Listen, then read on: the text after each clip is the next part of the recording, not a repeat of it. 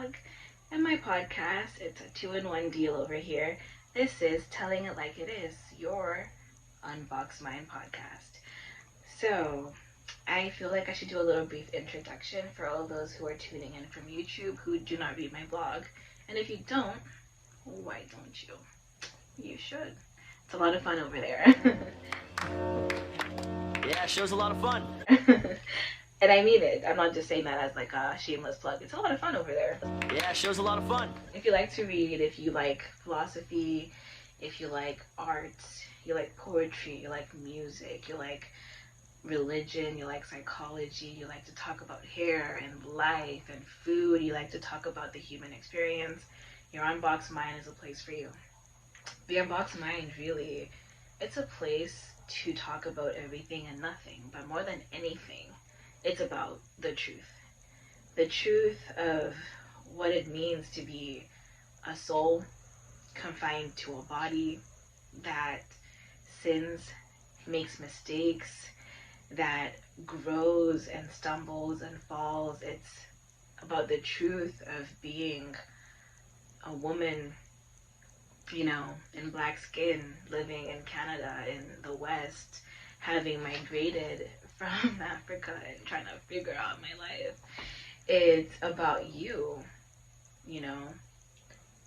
I may not know what you've experienced. I may not know what you're thinking about. I may not know who you are even, but at some point on this blog, on this podcast, on this YouTube, or wherever you are accessing this, it's probably going to be one of both, but it's about you, because at some point I will talk about you.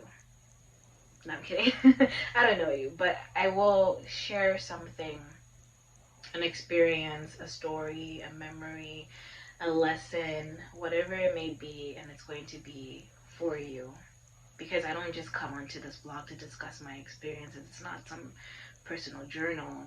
It's a place that the Lord uses me to encourage, to strengthen, to hold your hand, to hold you accountable. Hold myself accountable too, because I am not infallible. You know, this blog has been years in the making. This podcast has been years in the making, and it's really a fruit of love. It's a fruit of obedience to God. It's a place that I hope that you will learn about yourself, that you will become unraveled in the best ways possible, and that the things that have shaped you and made you, that are contrary to who God made you to be, are unraveled, and you can begin to see yourself how God sees you, how I see you. You know, I hope that in reading my blog and listening to my podcast and watching them, you're able to reach a deeper understanding of God, of yourself, the world around you, of the part you play in it, because you do play a role in the glories and wonders and ups and downs of this world, and of the power that you have been given, you know, if you choose to claim it. And honestly, I say you should, because like I said, it's a lot of fun. Yeah, show's a lot of fun. As you can see by the title of this episode, we will be talking about failure. It's a hard word, that one. Failing in our 20s at this point just seems like part of life. When I was 7 years old, I wanted to be a doctor. And that was my dream my entire life. It occupied my thoughts, it occupied my senses, it was everything I could talk about or think about. I always thought the only way I could live a life that is fulfilling is if I became a doctor. And then I changed to wanting to be a surgeon, and I was like, I will not be a happy person. I cannot live my life well unless I am a surgeon. It came to the point that I was ready to not have kids, to not have a family, to not have friends, if it meant I could be a surgeon. I mean, that's what TV says, right? You can't have it all. I mean, look at Grey's Anatomy. Christina, that's exactly who I was. Still am in some ways, but it's shifted, you know.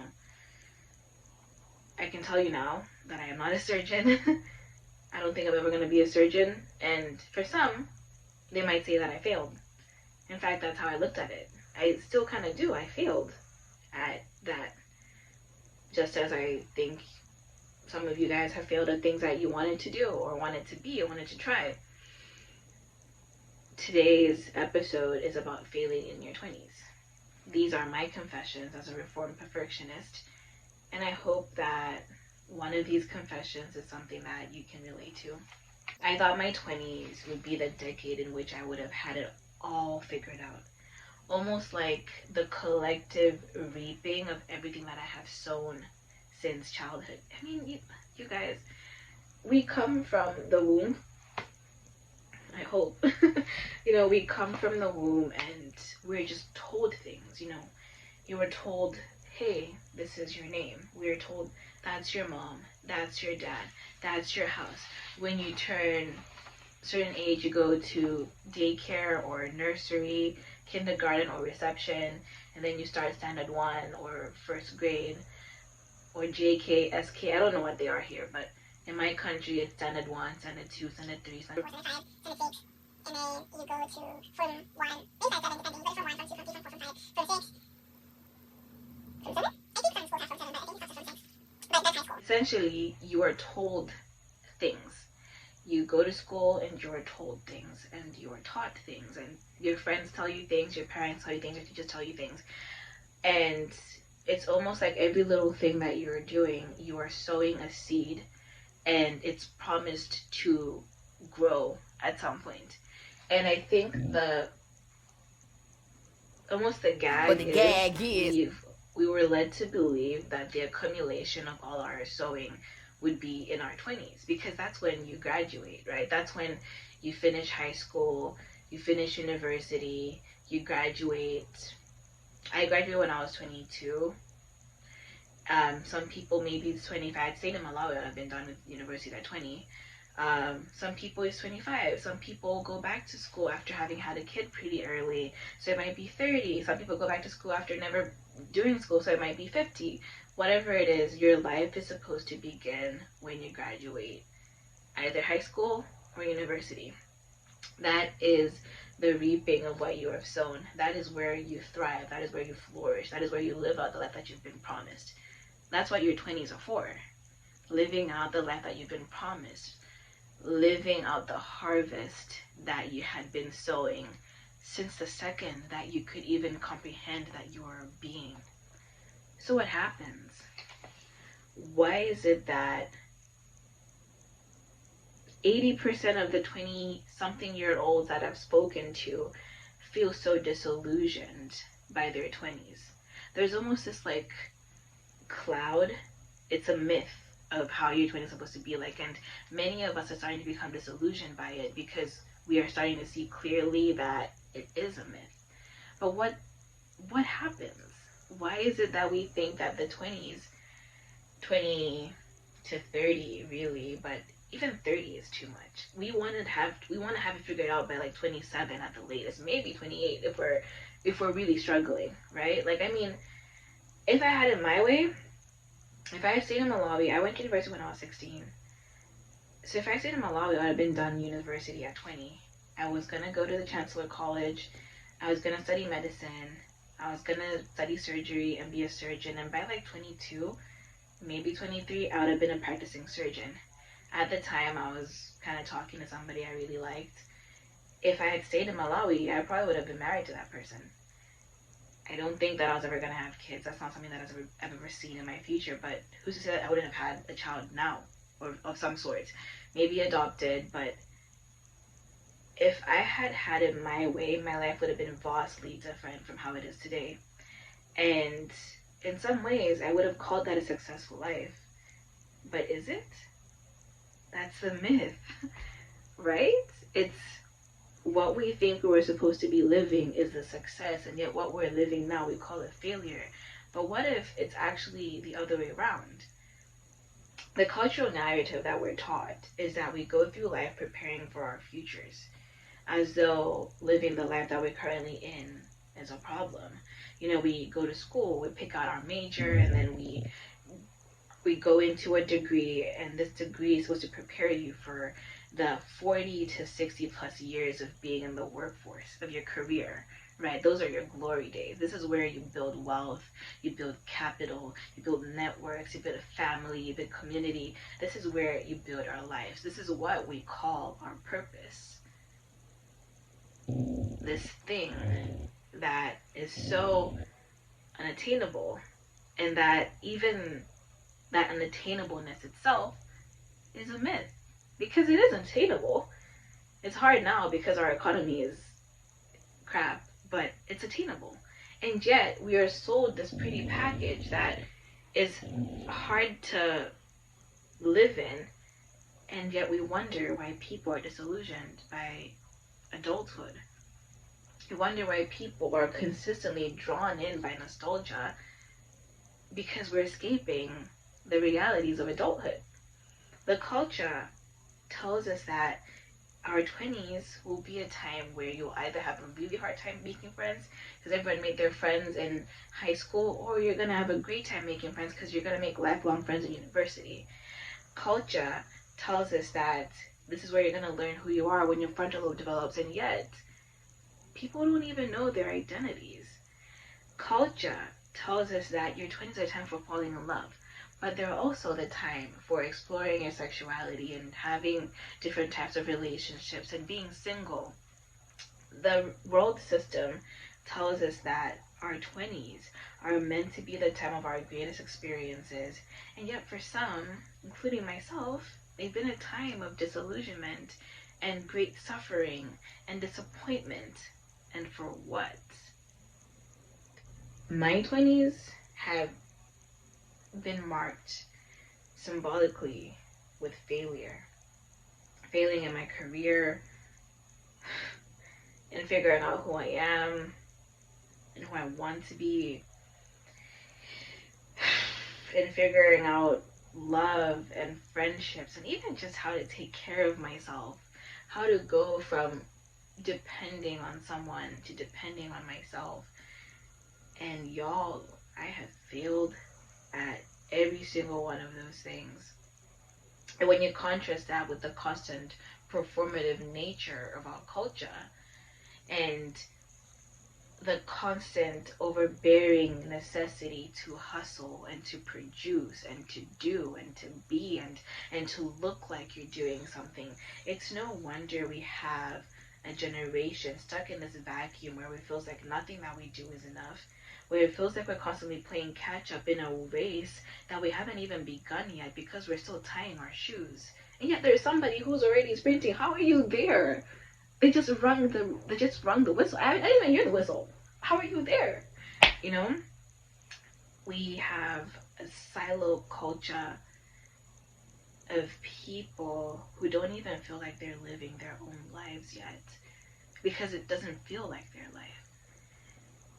But here's the thing. A lot of people look at me as someone who has it all together. I kid you not, the amount of people who come to me and just be like, but you're Sangwani, you know, you always do this, and you've always been so mature and so smart, and you know exactly what you're doing, you know who you want to be. I look at you and you inspire me, or this or that. Guys, I'm telling you now, I confess to you, I am not perfect. I'm a failure. My 20s have been marked with failure. And the only way that you can look at me and see someone who seems well adjusted and put together is because of God. God has used my failure to save me from a life marked with perfectionism and stagnancy and fear and anxiety and hopelessness, because that's what disillusionment brings. It brings hopelessness. When you're illusioned by something, you're excited, you're ecstatic, you're just like, wow, let's go. When you're disillusioned, it's like, ugh, let's not go. I'm not a funny person, I'm so sorry, but the last 7 years, like, I'm 26 years old right now. Damn! I'm sorry. And the last 7 years have been me, guys, trying to catch up to the life that I want, that I thought I was promised, because that's what I was promised. That's the only reason I went to school and studied political philosophy and law, to try to be a lawyer. I'm not a lawyer. I'm not a lawyer. So what did I do? Well, how did I spend 4 years studying for a degree that I don't use? How did I spend the last 7 years in a country trying to get ahead, and I still live at my mom's house? You know, what has all the trial and error and seasons of suffering been for? I don't know. That's what this vlog is about, and I'm sorry, like, it's gonna be a long one. I tried to break this down into 4 confessions: career, identity, love and relationships, friendship and community, and then faith and spiritual growth. And I was gonna, talk about how I've been informed as a perfectionist. And I try to keep this thing short, but like I said, I'm a wordy person. Essentially, I am talking to an audience, and I hope that this reaches someone who it's supposed to reach. But I'm also talking to myself, because I need to do this for me. I need to do this for God. Guys, God has saved me from living the life that I thought I needed to be perfect, and instead he's given me a life that is progressing. Because though I have essentially not accomplished anything, who I am, y'all, the person that I have become in the process of my failing to accomplish what I thought I needed, wow. Number 1, career and identity. I'm going to try to keep this part brief. I'm going to talk shortly about, how I've tried to jumpstart my career several times, how I've met very many dead ends and pivots, and how, because I'm such a perfectionist, I have slowed myself down so many times. Mom is always telling me, Sangwani, you have to start, as if my attempting to do things hasn't been me trying to start something. But instead of telling you what I'm going to talk about, let me just talk about it, right? Like I said, I wanted to be a surgeon my entire life. In 2022, when I graduated from university, I applied to medical schools. I did the MCAT, y'all, straight after I graduated school. In June, I graduated. In October, I was doing the MCAT. So I had a couple of months to study, and it was the hardest exam I've ever done in my life. And I'm going to confess, I've never shared this with anyone. In fact, I have hidden it because I felt so much shame and I felt so much anger. During the entire time I was studying for the MCAT, I was smoking weed every single day. Every single day I was smoking weed, and then I'd go study, I'd go roller skate, and then I'd pray, I'd talk to God, I'd do my Bible studies. I was living in both worlds, thinking that as long as I'm reading my Bible, as long as I'm talking to God, that He owes me the success of medical school. I was like, because it's something that I've always wanted my whole life, well, I'm doing it, I'm studying for it, I'm applying, I'm volunteering at a hospital, I'm getting my references, I'm doing this, I'm doing that, and God, and I'm still talking to God, I'm still including Him in the process, that He owes me a win, He owes me a success. I did not get into medical school, guys. After I studied my bum off that entire summer, I was working a job at the hospital, I was volunteering at the hospital, and I was studying all the time. I was also smoking weed, but I didn't get into medical school. My application might have not been great, but I also told people I got a 520. Guys, I didn't get a 520. The highest score you can get in an MCAT is 528. I told people I got a 520. I actually got a 515, which is not bad. It's not competitive though, which is why I didn't get in. And in telling people I got a 520, I lied. I knew I didn't get a competitive score, yet I still continued to apply to those schools, thinking that I would get in because God owes me a win. That was me trying to jumpstart my career. When I didn't get in, I was broken, and I cried every single day, and I was hurt, and I was angry at God, and yet I still told Him, hey, you know what? We didn't get in. What do we do now? Tell me what to do, and I'll do it. I'm very good at telling God to tell me what to do, and that I'll do it. And yet, a big part of me still refuses to depend on God. Because if I was depending on God, I would not have been smoking weed. In fact, I probably wouldn't have even applied to school that quickly. I wouldn't have taken the test that quickly, because I was trying to decide between applying to the LSATs and to the MCAT and doing both. And then eventually God told me, burn your backup plan, which was the LSAT. So I burnt it, and I just stuck with the MCAT, and then He burnt that. I can laugh about it now, but before I failed, at getting into medical school, that was the first time I'd ever failed. And it was the worst thing I'd ever gone through. That's the kind of thing that should have broken me. Guys, if you know who I am and how much I wanted medical, like I shared earlier, I didn't think that I would live a life worth living if I didn't become a doctor. For all intents and purposes, when that dream died, I should have died. When that dream died, for all intents and purposes, I should have unalived myself, because that's how much of my identity, that's how much of myself, that's how much of my joy, of my peace, of my life I had attached to becoming a surgeon.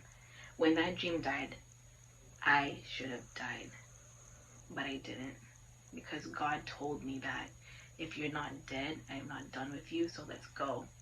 We're pivoting it. And I think he only pivoted it because he needed to show me that like that wasn't the end. And that probably wasn't even his plan for me to begin with. He just allowed me to do it so I could fail. God is so crazy. He probably allowed me to do it so that I could fail, so he could see that I would be fine if I didn't become a doctor. It hurt. And I failed for the first time ever. And guys, I'm the kind of person that I don't like to do hard things. It might seem like, if people like to tell me, why do you do such hard things? Da, da, da, da, da. I don't like to do hard things. I will do them. I probably won't complain to your face, but I don't like to do hard things. And failing that time was one of the hardest things that I ever did. And I was gonna take the test again. I was gonna do the MCAT again, but I realized I don't want to do it. And I remember talking to somebody. Her name was Marianne. She was a coordinator of the TDIN, amazing lady. She told me, you're like my son, where you are so scared to fail, and the first time you failed, it has spooked you to not want to try again. You need to try again. And she was talking about the medical school thing, but it encouraged me because she was right. I was so frozen in fear by how I had failed that I had stopped taking risks. I literally did not want to do anything else. So I got a job at a nonprofit, and it was amazing. I loved the job. God designed it specifically for me. What I did there was service, and I loved it. I loved the people that I met, the clients I served, the coworkers I had, the work itself, but I loved it. It was so good, and it showed me like there is life outside of surgery. Because I will share something as to why I thought surgery, but what I've always seen as my calling is healing. God has called me to heal his people. And I thought he meant that physically. He said, no, girl, dig deeper, dig deeper.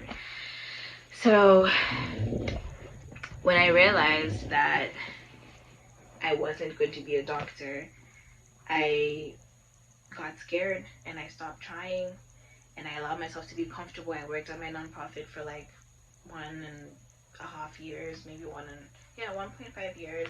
I worked there and it was good, but then God was like, okay, we're too comfortable. Let's go. And you know, the problem with tying your identity to your career is that when you don't know what you want to do with your life, you don't know what to do about yourself. You don't know where to place your value. You don't know where to place your usefulness. You don't know where to place, you know, that spark that God is giving you. That's why it's important to know your calling, but that can only be told to you by God, and your identity can only be told to you by God. And I'm not saying that those of you who do not know God don't have an identity. Please do not misconstrue what I'm saying. What I'm saying that there's a deeper knowing of oneself when the knowledge of who you are comes from the one who's always known you. So if you don't know a God or the God, if you don't know God, period, it'd be hard to connect to who you are at first. But the pursuit of oneself often leads you to the pursuit of the one who made you. And as you dive deeper into who you are and you begin to learn, you know, what your talents are, what are you naturally good at, what do you do that just genuinely brings a lot of light to people, that spark, like it's not even like soul spark or whatever, like, you know, the movie Soul. No, it's almost like a warmth within you that when you're doing the thing that you were put on this earth to do, when you're talking to the people that you're meant to be talking to, you feel it stirring up deep within you. But I'm getting sidetracked. I'm so sorry. I do this all the time. When I failed at figuring out my medical thing, I felt like I was being led to something else, to work with children, because while working at the nonprofit, God showed me something deeper about my calling. That it's not just healing, it's healing not just bodies, but souls, right? And working with adults, it's mental health and disabilities and homelessness and addiction and people stuck in the criminal justice system and just this space of hopelessness. God showed me that I actually want to work with children, which, if you know me, I do not like children. I don't like kids. I think they're like underdeveloped humans, which they are. But I do not have the patience to talk to underdeveloped people. Maybe I'm just a mean person. I don't know. But I respect children for who they are because they're such resilient individuals. So resilient, so full of joy, so full of hope, so full of life. The parts of us actually that we outgrow are the best parts of children. Because I think if more adults were like children, there'd be less of a issue with failure. Because kids, they're great failures. They're really good at failing and getting back up and not even looking at the thing that they failed at. They just keep going because they know that's not really as important as what's over there. And so in failing to get into medical school, yes, God humbled me. He showed me like, hey, your entire identity cannot be tied to this career because that's not who you are. He humbled me and reminding me like, hey, you can't lie about your results because now you're acting from a place of shame and not truth.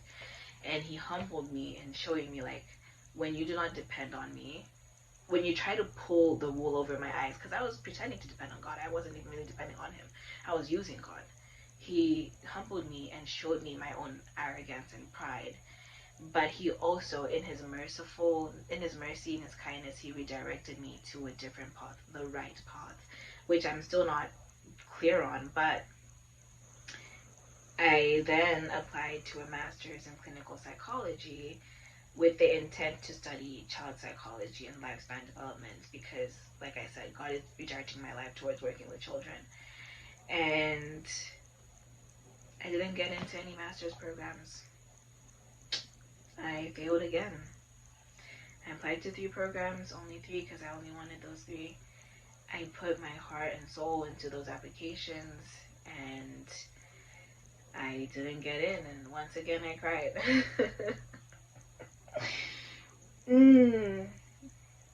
Once again I cried because I was hurt. And the thing is, this time I actually was depending on God.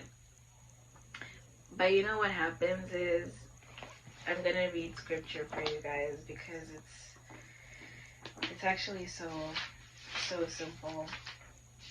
Proverbs 16 verse 9. It says, we can make our plans, but the Lord determines our steps. I'll read one more. This is going to be coming from the book of James. James chapter 1, verse 2 to 4. Which says, dear brothers and sisters, when troubles of any kind come your way, consider it an opportunity for great joy. For you know that when your faith is tested, your endurance has a chance to grow. So let it grow, for when your endurance is fully developed, you'll be perfect and complete, needing nothing. Why I've read these scriptures is because I planned to do a master's in clinical psychology because I thought it was a perfect way to serve children. But I think I really planned to do clinical psychology because it was a perfect way to serve children and myself. Guys, I'm from Africa. I'm from Malawi. And I think I feel a lot of pressure to succeed because I know that there's many eyes on me. I'm not saying people are watching for what I'm doing. I just mean I have family who, when I left Malawi, knew Sangwani was going to go be a doctor. I have friends who, when I left Malawi, were like, Sangwani is going to do great things because she's in Canada. And in a lot of ways, I feel so much pressure to return having made something of myself. And how awesome does it sound to be a surgeon or a clinical psychologist who studied in Canada? Yeah. How awesome is that? You know, man can make many plans, and many plans of ours are selfish. I just think that we all have this part of us where when we are seeking and striving and making our plans, we're planning for the biggest thing, the thing that brings us the most reward, that brings us the most accolades, that brings us the most recognition, the most money. And of course you're planning for that, because that's the cultural narrative that we've been taught. It's that you're not doing a great job unless you're the boss. You are not working hard unless you're making the most money. You're not accomplished unless you have this title or this office or this car. You're not living life well unless you're in your 20s and you're living by yourself and you have a car and a pet or a baby and a family. Life is so full of these little social markers that are supposed to inform others of how well you're doing. But how much does it actually inform you of how well you're doing if all it does is make you question how well you're doing? Does that make sense? It's like the world system places checkpoints in people's lives. They're not really checkpoints for you to see how good you're doing. It's for everybody else who's seeing your checkpoints to think, they just crossed off this, they're doing so good. But then what is the cost that it's placing on you to check off that checkpoint? Because guys, the cost of me trying to become a clinical psychologist, Joe, shame. It hurts. The physical, the financial. Like, I was unemployed at this time when I was applying for programs. Those applications are not cheap. So I'm spending money, spending time compiling applications and getting experience to not get in. And then on the other hand, though, is the James scripture. Our faith is tested and we go through things to grow our endurance and our character. And when we get to a point, our character will be so developed that we won't be needing anything. And that needing nothing is nothing of the world. You're always going to need God. But you're not going to need the applause. You're not going to need the influence. You're not going to need the oh, Sangwani, you're so smart. You're not going to need the accolades. You're not going to need the wealth. Yes, we need it because unfortunately the world is set up is you do need money. You do need certain things. You do need networks to connect with people. You do need community. You do need all these things. But that's also part of the narrative, right? Because who said? The teacher in primary school who told you that you should keep his number because one day he can act as a reference, I guess. But who told you that? And who's to say? And the thing is, like, I'm talking about this topic because I have failed at meeting those checkpoints.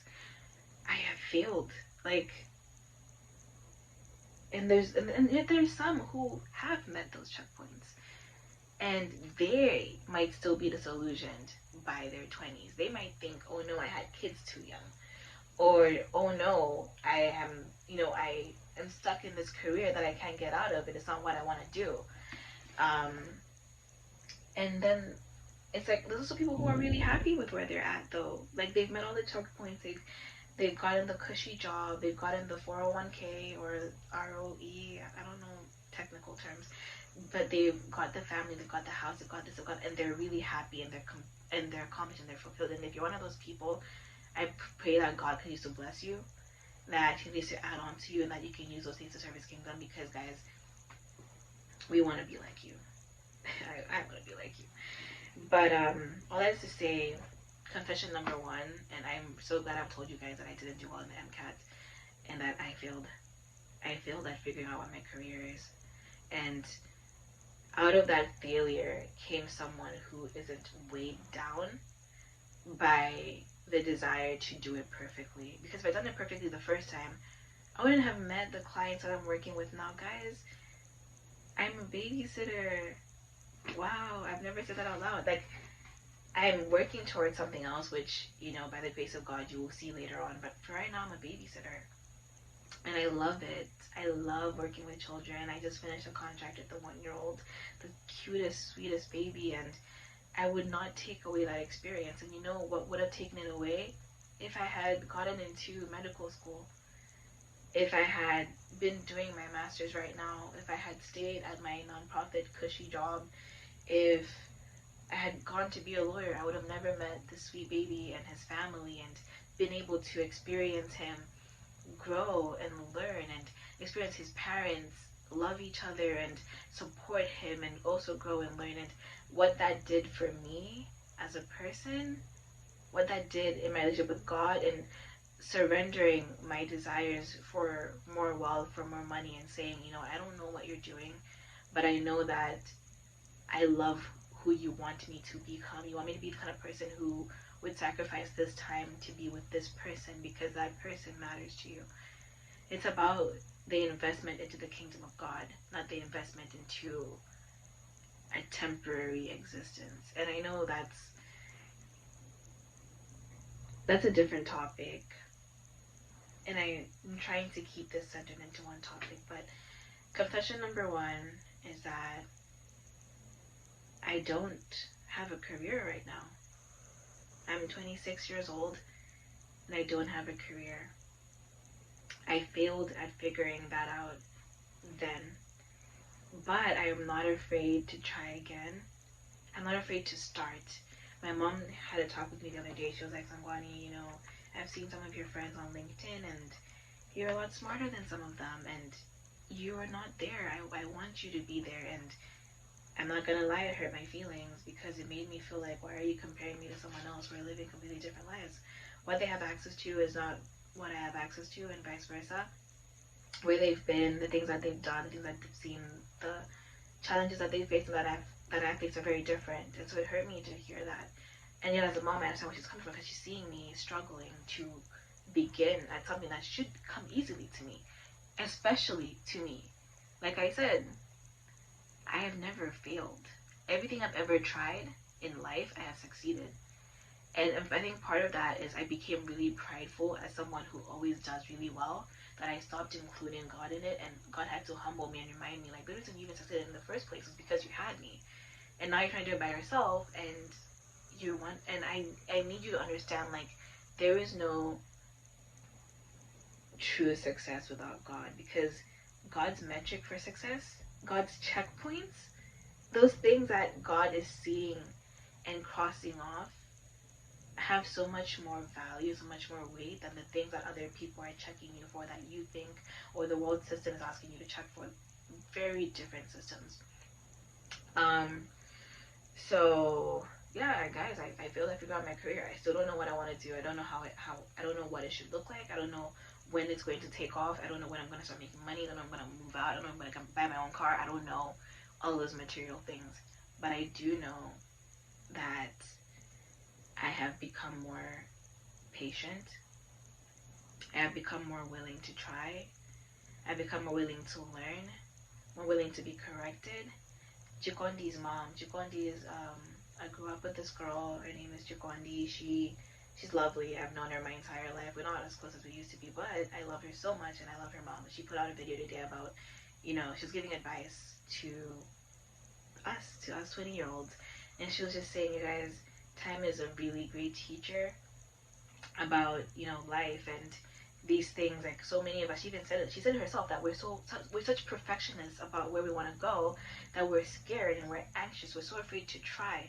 One thing you can never say about me is that I don't try. My mom says you keep trying to get all your pieces together and you're not starting. But I mean, in some ways she was right. Like, I keep wanting to have every single step perfectly lined out, and that I'm not starting. But it's like, for me, I'm learning that part of failing is the starting. Like, I start something, it doesn't work out, you recalibrate, you take the lesson from there and try again. This is getting really long. I'm so sorry. I'm not trying to. How was I supposed to be giving advice? I was supposed to just be reflecting and confessing, and now I'm giving advice. And I'm sorry. I'm so sorry. But I'm gonna cut this section short because it needs to be shorter.